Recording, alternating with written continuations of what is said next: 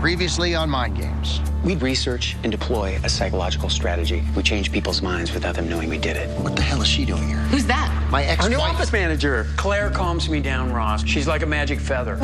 Everything in here makes me think of death. That was not the agreement. I paid you. He just disappeared. You understand? That's all of it. I don't want it. I won't tell him about our deal. It would be as bad for me as it would for you. Really? Are you his brother? Ever wish you could magically change someone's mind? Get your spouse or boss to see things your way? That special someone to fall for you. What if you could not only change their minds, but do it without them knowing it had happened? Well, now it's possible. Dr. Clark Edwards is a world-renowned influence and manipulation expert who can tailor a plan to influence any situation and solve any problem. With his years of experience, Dr. Clark can scientifically make your dreams come true. A free consultation provides you with all the tools you will need to get your life going in the direction you want it to go. What? It's great. I know I'm going to throw up, and I know I'm going to kill you. I just can't decide on an order. Yes, it's simple, but that is the type of message that we need to... Do you see that light bulb? That light bulb costs $27. It does? Believe me, I'm well aware of your expensive taste. It's not about taste. It's about signaling. Okay, we spent a fortune we didn't have pulling this place together down to the last detail in order to reassure potential clients that while the business may sound dubious, one look at our surroundings and they would feel confident that we were legit. And now you go off and start running an ad that looks like we're selling power crystals. There actually was a pretty interesting study on power crystals. Miles. Counted $675 in light bulbs, Ross.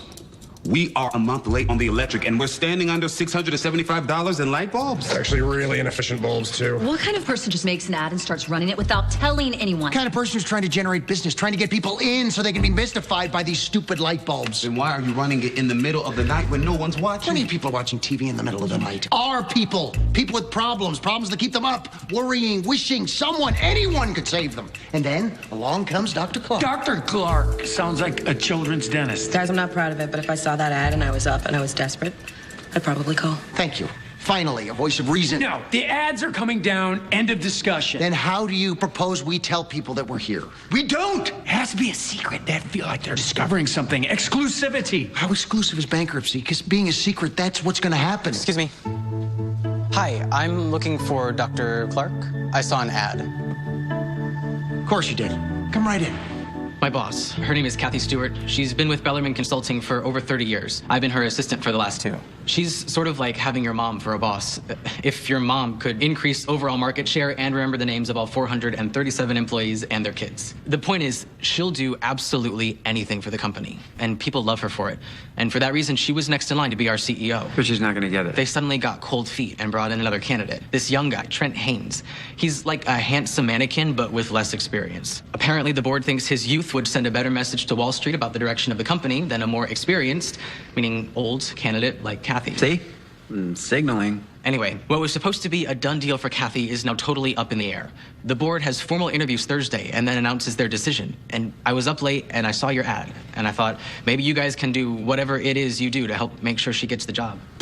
Well, it would really depend on numerous... We can absolutely help. We specialize in exactly these kinds of cases. I should warn you, I haven't actually mentioned any of this to Kathy yet. She might be a bit skeptical you can actually do what you say. We have light bulbs for that. I'm sorry? Chris, I'm confident that once Kathy sits down with Dr. Clark... How would you like it if I started calling you Mr. Ross? Mr. Ross, can I have an apple, Mr. Ross? Will you please push me on my bike, My Mr. apologies. Ross? Dr. Edwards, all her doubts will completely evaporate. Right. Okay. I've got to admit, I'm a bit relieved. You see an ad like that at 2 in the morning, you half expect to show up and find that the office is a couple of card tables in a strip mall. We look forward to meeting her. Wow, you see that? One ad and boom. High-profile client, big paycheck, kind of thing that puts us on the map. Now we get a CEO and an ad talking about how Dr. Clark... Where is Clark? He's in his office. The trail's making him look at decorative compact fluorescents. Did you say hello to Beth? Oh, yeah, hello. You tell Clark she's here? Happily. So, anyway, it's got 2 flats, Yeah. and it's summer in Kansas. And I don't know if you've ever been there in the summer. No. Oh, God, it's so pretty. It is. It's just, oh. I'm sorry, but could I actually have a moment with Beth? My office?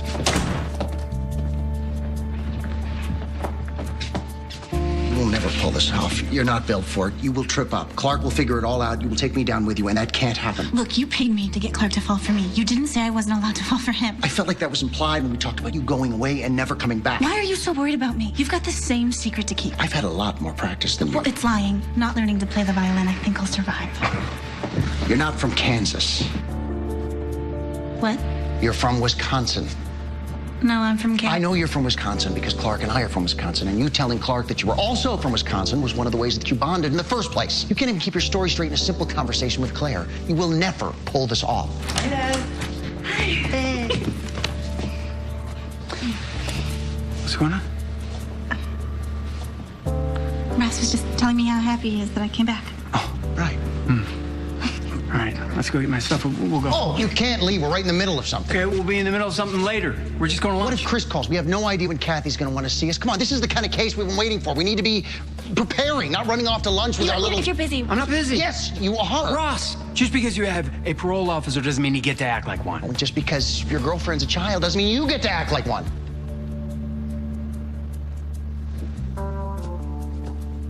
Clark, come on. Come on.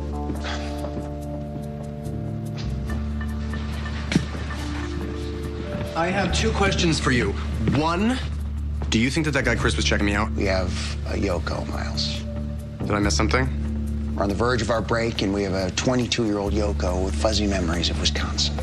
Yoko Ono was from Wisconsin? No, Miles, apparently she was from Kansas.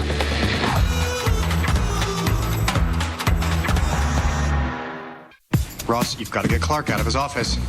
Chris was very specific about what time Kathy could meet, and if we don't leave 5 minutes ago. Okay, well, never mind. We're already late. This is crazy. I'm going in. Claire said she needed a few minutes with them. We Ross. ran out of minutes. First Beth took them, and then Claire took them, and now we're out. What we need now is Clark. She said not to let you in. This is your job now, to stand here and keep everyone out? Not everyone, just you. I want to apologize. I do care about this business. This is an excellent opportunity, and I shouldn't have acted like it didn't matter. Okay. Beth is also very important to me. I'm not blind. I can see that you don't like her hanging around. It's just that work demands... No, but that doesn't work for me. For my health and stability, I need you to find a way to accept that she's a part of my life. Can you do that for me? Of course. Great. Let's go get this job. Right. Miles, what do you know about CEOs? According to one study, they have a higher incidence of psychopaths than any other profession. Excellent, Latrell. Your job is to keep Miles from speaking during the meeting. What exactly did you say to her? Why do you want to know? Because it was obviously more effective than what I yelled, and I'd like to learn to handle these situations better. Or maybe you're just afraid that your ex-wife has Clark's ear and you want to learn how to get it back ASAP. Forget it. I was just trying to call a truce here. Oh, yeah, Ross, I'd love to believe that. But see, I learned the hard way what happens when I trust you. Not doing that again. She's a little upset. You're late. Chris, what have I told you I want to do to people who are late? You've asked for a trapdoor leading to a volcano. Asked repeatedly. There have been some feasibility concerns. Oh, there you go. You owe your lives to feasibility concerns. Good morning, Grace. Morning. Stuart, we completely understand how important... Oh, you do. You understand what it's like to be told that 30 years experience is great as long as you don't look like you've had more than 10? You know, John, our last CEO, was 2 years older than me when he took the job. But apparently I'm aging in ways that threaten stock prices. I never thought to be embarrassed about my age until someone suggested I should be mortified about it. And now I am. So mortified, in fact, that I find myself waiting around for an ex-con and a bipolar professor with psychological problems to save me. Stuart, What, you didn't think I was going to look you up? I know all your secrets. The fact that I have to ask for anyone's help, let alone yours, is embarrassing. Hi. Hello, Miss Stewart. I'm Clark, the professor with the psychological problems. We were late today because of me. That's my fault. It's one of my issues. Can I tell you what your issue is? You don't seem to understand anything about how decisions get made. Oh, is that my issue? No, what he's trying to say... No, it is. Do you have any idea how complex the human brain is? There are more connections in the cubic centimeter of your brain tissue than there are stars in a galaxy. That makes 3 pounds of galaxies between your ears. And you know what the crazy part is? Most of it's out of your control. The part that you think is you, the part that's thinking and deciding and weighing all the evidence. That part is so small. It's like a mouse in the belly of a 747 that thinks he's flying a plane. Your problem is you're telling the mouse that you deserve to be CEO. We know how to talk to the captain. I can't tell if you're calling me the mouse, the captain, or the airplane. I'm asking you if you want to win. Look around. This company has been my home for most of my life. These people, my family. Yeah, I want to win. But you know what I want more? To lose because the other guy was better. Not because someone's counting the tree rings around my face. We're not gonna let you lose. Visual aids, part of the reason why we're late. Which one of these guys is better? What do you mean better? Just better. Who do you like better? I don't know. Go. Now, who's better? I don't know. Maybe the middle one. That is exactly what over 80% of the people exposed to this study say. When we're asked to make a decision about two very different things, your brain struggles with the problem. But as soon as you have something to compare one of the choices to, your brain interprets the favorite among those as the overall favorite. It's called asymmetrical dominance. What does this have to do? You're going to win because we're going to add a third candidate to the race. You're going to give me more competition. No. By adding a decoy candidate, who is essentially a lesser version of you, we guarantee that you compare favorably to that person. And because you win that comparison, we virtually guarantee that you win the whole race. It's fairly standard procedure. Actually, as far as I know, it's never been done under these circumstances. We're horrible at accepting help. Say I believe this insane idea. Where exactly do you find the decoy candidate? Claire? These are the people in your company who are roughly your age and roughly your experience, but are still less qualified than you. Adding any of them should make the youthful candidate the outlier and you the victor via asymmetrical dominance. This is crazy. I know you're very smart, but maybe I should just let the chips fall where they may. Kathy, I thought I told you to send me everything from the second quarter 2011. Yes, and despite telling me instead of asking me, I did it anyway, Trent. Well, I haven't received it. Well, should I send Chris over to help you check your email? The same thing happens when my mom tries to send me something.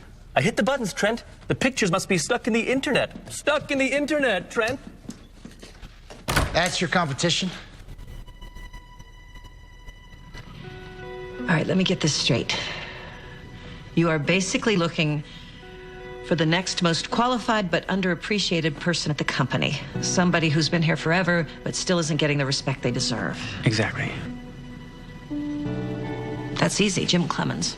And I know how good he is because I'm the one who put him in the current spot he's in. And I know he's underappreciated because I had to fight like hell to do it. You know, he really is perfect. Experienced, loyal, older, and way too boring to actually be in charge. I just need to make him seem sexy enough to deserve a last-minute interview. According to Chris, there is one board member, this guy, Walter Dickens, who spearheaded the entire search. So he has the power to call Jim in all by himself. Yeah, but all these analyst reports and news stories, they're all about Kathy and Trent. It's like Jim doesn't even exist. If we could find someone who at least named him as a viable contender, then we could build an inference strategy around an expert opinion. He was mentioned in one of these reports. This one. No, I read that one front to back. He's not in it. What if he used to be? What if I heard somebody leaned on the analyst and had Jim's name taken out, and that's the only reason it's not here? I'm not sure I know where you're going with this, but I think I like it. Some sort of redacted persuasion technique. I have no idea what that means, but yes. I'm sorry. Am I interrupting? Beth, I'm sorry. I totally forgot to call you. We've got this big assignment we're in the middle of trying to figure out. Okay. I understand. You do? Yeah. Okay, it sounds like you're talking about a combination of inference strategy and confidential elevation, which might be kind of genius. Yeah, the genius thing. That's exactly what I was suggesting.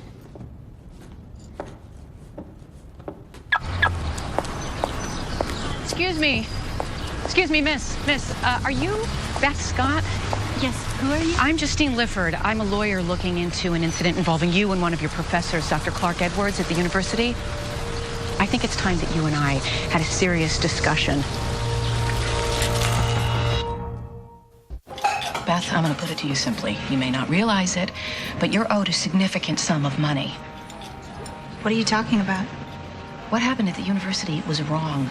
You were preyed on by an older professor who abused his power and left you so distraught that ultimately you had to drop out, disrupting your education and leaving a lasting scar that the university is neither acknowledging or accounting for. Wait. I'm not interested in any sort of lawsuit. Well, women in your position often say that.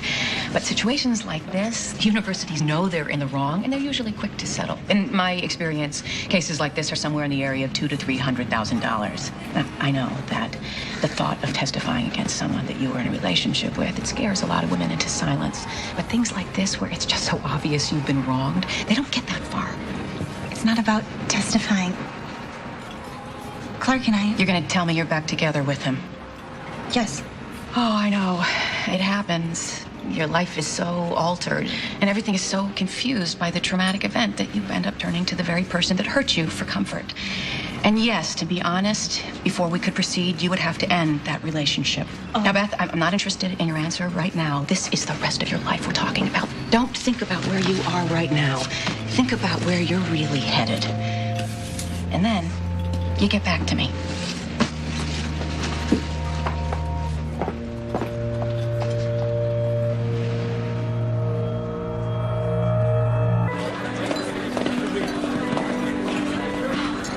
Okay, we're about to make Jim seem like such a big deal that he goes from being a guy at the company to a guy they want to interview to run the company. The whole board is here, but the man in the corner, Walter Dickens, he's the one we care about. Megan, you're first up with the inference manipulation. The reporter bit. Right, the rest of you follow with the loss aversion priming on my cue. Did we discuss a cue? What is the cue? Oh, okay. Keep. I'm gonna tuck my ear. That might be hard to see from across the room. It's supposed to be subtle. What if we can't see it? What if you wipe your forehead? Wipes his forehead? He's not gonna take it to steal second. I don't know. I will just raise my hand and pretend like I'm waving at somebody. Okay. Yeah, that's great. Come on. Spread out.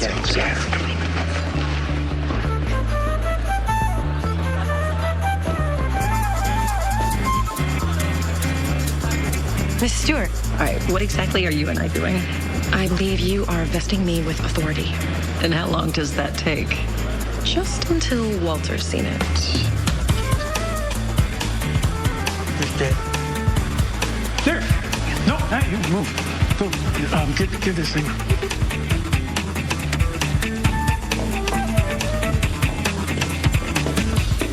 Mr. Dickens? Yes. Hi, I'm Tamara Shaw. I'm doing a story on the CEO vacancy. I can't really comment on board policy. I don't need anything on the record. I'm just trying to cut through some of the rumors about Jim Clemens. Jim? The whole Stillman report thing. I'm afraid I don't know what you're talking about. Well, obviously, a lot of people are talking about how Jim would be perfect for the job, but he's not being mentioned publicly. I guess that's where rumors come from. The real conspiracy theorists think it was your competition, Allied, who got his name taken out of the Stillman report. Why would they do that? Because they want him. But Jim's not going anywhere unless you give him a reason. So Allied paid to squash the name so you'd overlook him and they could use this light to pry him out of here. I can't comment except to say that obviously Jim is a highly valued member of the team. Excuse me. You're good, Walter. So small. I just... Clark. What? It just makes more sense because they're... Oh, yeah. Positioning is perfect. Send them in.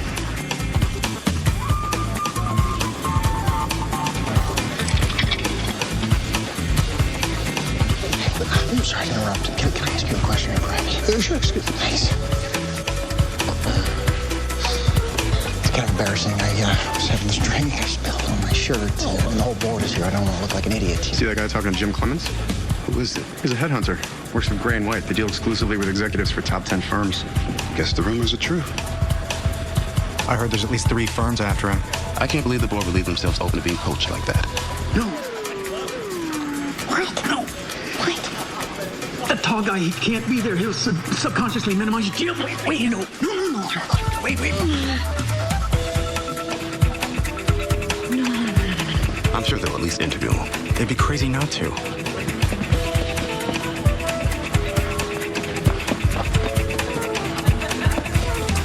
Hi. I'm sorry.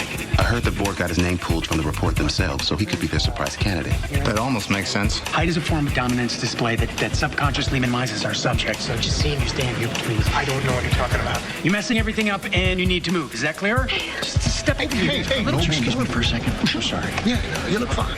Step over here. A little bit over. Is there a problem here? This guy is messing up our whole strategy. Relax. I am relaxed. Look, hey, he's not listening, okay? We can't be here right now. Sir, I need you to... I said go. Calm down. Calm down. I am cool. I can go up my side, right? You don't need to go out right now.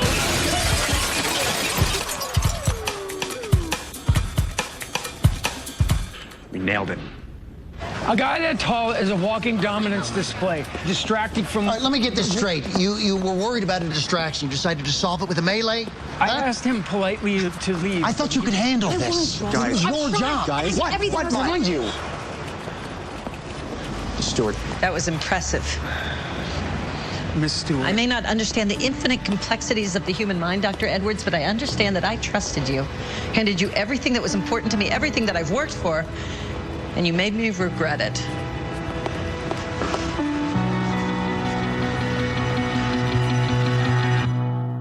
We don't know that it didn't work. You really think that Walter was still paying attention to us after Clark started wrestling tall people? Hi. I'm looking for Mr. Edwards. Which one? It's fine, Luttrell. I'll take this. Would you like to step in my office? So, she didn't take the bait. She didn't believe you were a lawyer? No, she believed. She just wasn't tempted at all. What kind of numbers did you throw out? I was mentioning somewhere in the neighborhood of $300,000 as a settlement, no trial, nothing. She's in love, Ross. Come on. Not only was she not interested in a suit, she threatened to hire a lawyer and come after me if I did anything to hurt Clark. I would say that she's a lot closer to being your sister-in-law than she is to disappearing. Great. Well, I appreciate the help. Oh, God. Not nearly as much as I appreciate you thinking about me. I mean, since I got out, I've been trying to do the right thing, really.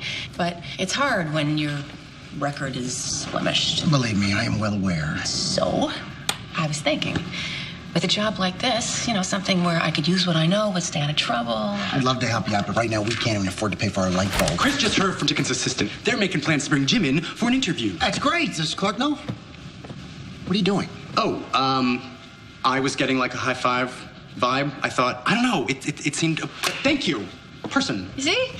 I fit right in. Hey, you heard? This is good. We got lucky. I almost blew it. But you didn't. But I could have. Ross, I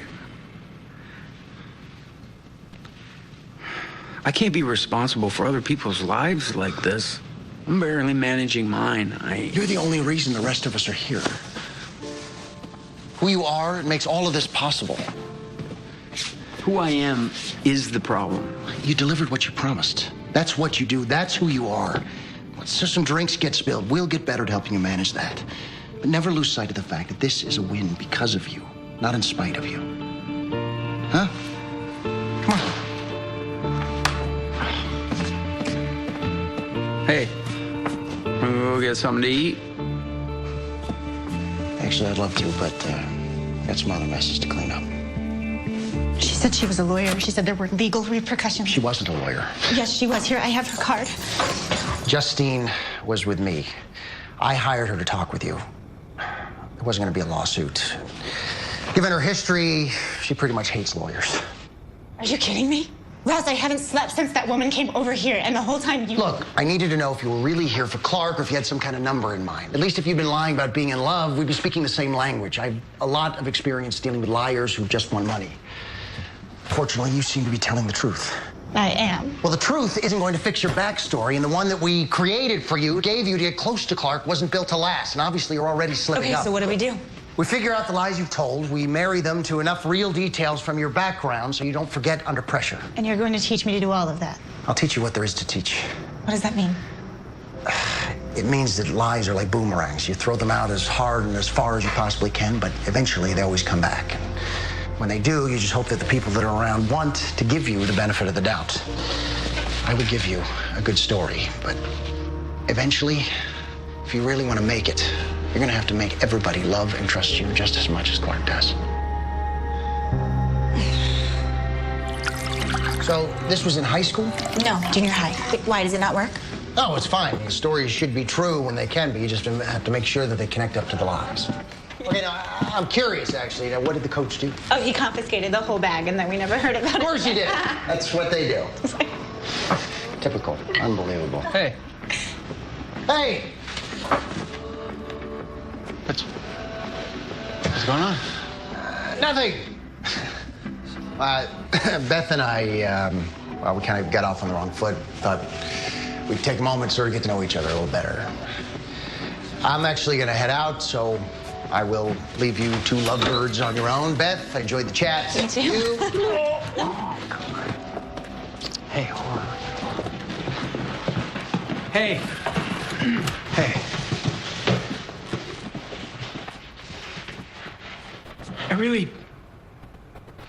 It means a lot to see you doing this. I appreciate it. It's no big deal. I was on my way home.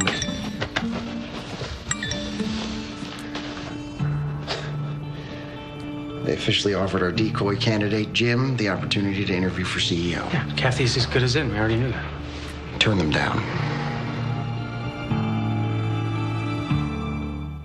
I sat down with Jim herself. He says he knows he's not going to win against her and Trent. He doesn't want to put himself and his family through the entire process for a hopeless cause. We don't have time to trump up another candidate. Our only chance is to convince Jim that he's actually got a shot at winning this. But you handpicked him because he has no chance of winning. What kind of person doesn't want to be the boss? The kind who's smart enough to know they're never going to get the job. There you go. You dumb them down a little, you're home free. That's actually a brilliant idea. Was it actually an idea? We're gonna need a very attractive female. Megan. Older, someone with gravity. Actually, I might know just the person. You understand, this is a one-off deal. Can you please stop focusing on firing me before I've even done anything? That's her? Clark, this is Samantha Gordon. Are you ovulating? That's a new one.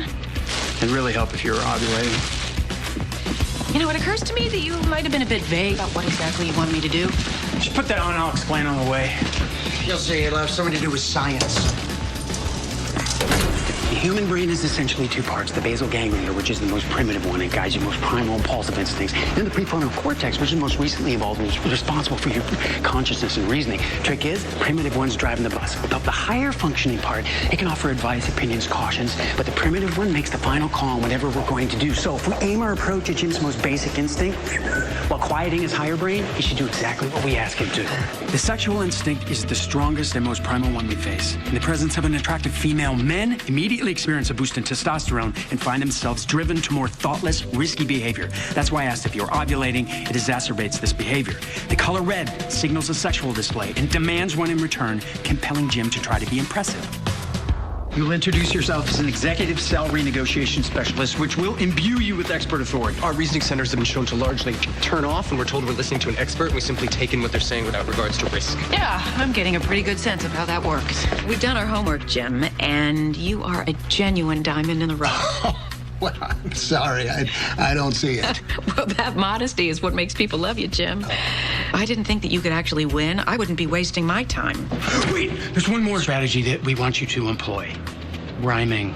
Rhyming? In study after study, when information is presented in the form of a rhyme, it boosts processing fluency and is judged to be more accurate and persuasive. Do you seriously want me to rhyme in a business meeting? Yes. There were over 100 days of expert testimony in the O.J. Simpson trial, all of which was trumped by the most persuasive rhyme in history.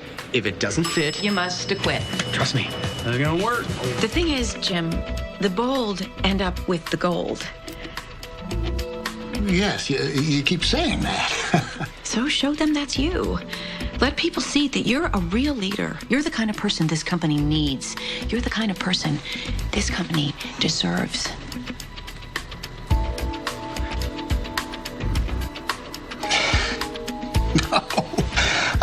It's just never gonna happen. Between Kathy and Trent, I'm sorry, but I don't put myself and my family through something like this when I know there's no way they're gonna take me over them.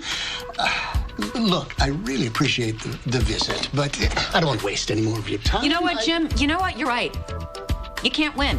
Both those other candidates are stronger, and one of them is absolutely going to be the next CEO. But here's the thing. It doesn't matter. You are going to be a different person just for interviewing for the job. And having been a candidate for the top job is something that a person like me can use to get you a 30% bump to stay right where you are the next time your contract is up. You don't have to win.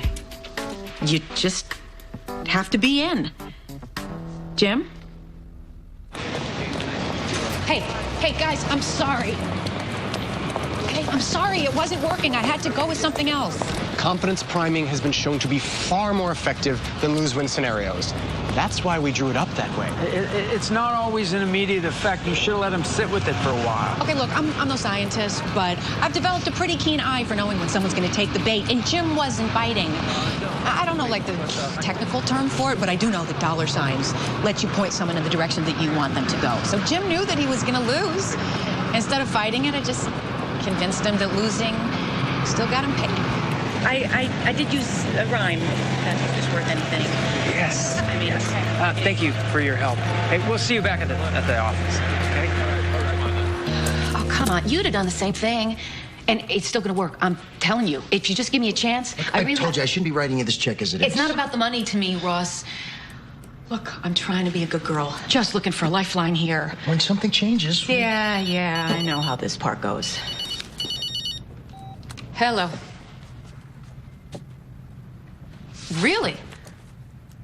No. No, I actually think that's a really smart decision, Jim. Yeah, you know what? I'm actually in the middle of a negotiation right now, so can I call you back? Great, thanks. He wants to interview. Wanted to talk about what sort of salary demands to make when he came up again. I just won your case. You're welcome. Sam, why are you being this way? I told you when you did it that it was a one-time thing. But on the bright side, it's nice to finally walk out of a meeting where I don't get the job and feel like it's because the other person is an idiot.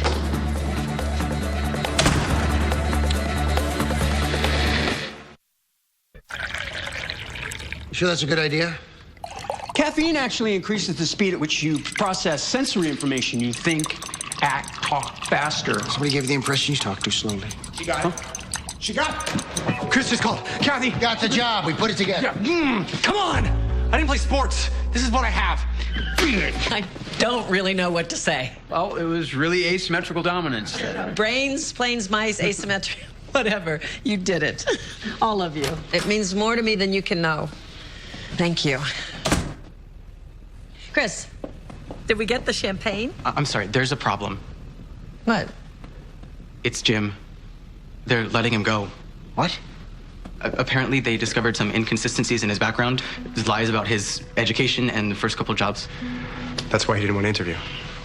Until we pushed him into it. Look, this can't. We chose this strategy rather than attacking your opponent, specifically because we didn't want anyone getting hurt while delivering you the job. Miss Stewart, you have to go say something. You have to go tell them that. I already have. You knew? I was informed this morning. I urged them to reconsider. Urge them? You're the new CEO. No, it's more complicated than that. He did lie. There are issues of legal liabilities. Without a degree, he Stop. Listen to yourself. You don't even believe what you're saying. You know where I'd be if people still focused on what I did instead of what I'm doing? Jim is your guy. You didn't fight for him to get promoted because of his resume. You fought for him because you knew that he was damn good at his job. Yes, but what Kathy, I know how much you want this, how hard you've worked for it, but this isn't the way you want it. You know Jim, really know Jim. And if you don't stand up for him, then who will? And if that is the person that you have to become in order to get this job, you're not winning anything. You're losing everything. Miss Stewart, the board is waiting for you. Don't let them do this to Jim, or to you. I'm sorry. I need to go.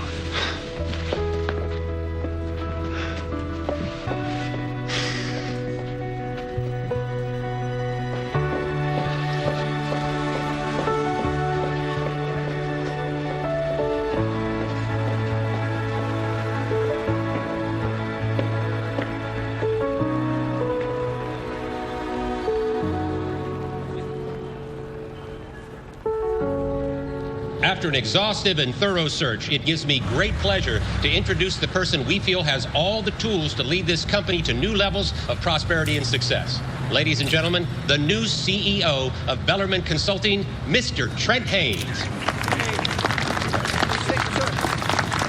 I don't understand. You were fired? I believe they regretfully accepted my resignation after I explained that if they didn't keep Jim, they wouldn't be keeping me. That's not right. And their legal remedies, we can look into. No. Once I locked eyes with that corner office, I got away from myself. I lost sight of who I was. I'm sorry. I thought I would be too, but I actually felt better turning in my security badge than I did when they asked me to be CEO.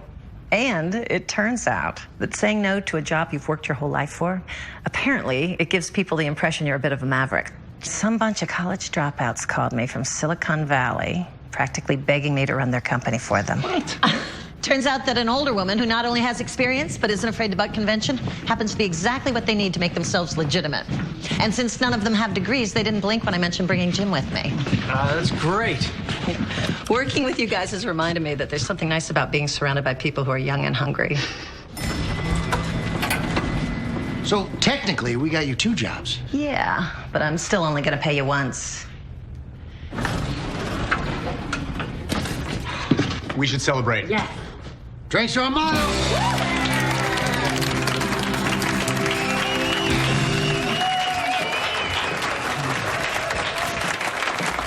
You get another shot. It's a good band. Thanks. Oh. Hey. So, too late to say I'm sorry? For? Can it be a blanket apology? Just covers everything? I have issued a lot of those. You have. What you said to Kathy Ross, I was surprised. Why? Well, the Ross that went to jail, he didn't seem like the type to trumpet the value of relationships over money. That Ross occasionally got confused. Ended up with a lot of time alone to think about it.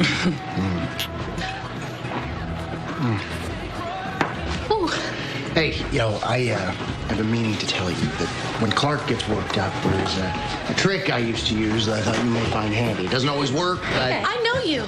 I don't think so. Yeah, your best friend, right? I live next door, or I did. You borrowed a phone charge a few months back. Ross, right? Oh, you got me mixed up with somebody else. I don't know you. I don't know. Claire, wait. Did I say something? What happened? Wait a second. Look, she's crazy, that girl. I don't know. She knew your name. She knew your name, Ross. And a week ago, I was standing there when you claimed you met Beth for the first time in the lobby. Okay. The truth is that when I found out that Clark was dating a student, I was worried. So I went down to the campus to check things out. That's all. That's good. No, that's very good. That's very believable. You are like singularly talented at saying things that are just indistinguishable from the truth. I'm not listening anymore. Claire. No, and you know what the worst part is? The worst part is that I knew it. I knew in my gut that this would happen. But for 1 second, I thought you had changed. Look, don't leave, okay? Everybody's waiting for us. What am I supposed to tell them? Just make something up. They won't know what hit them.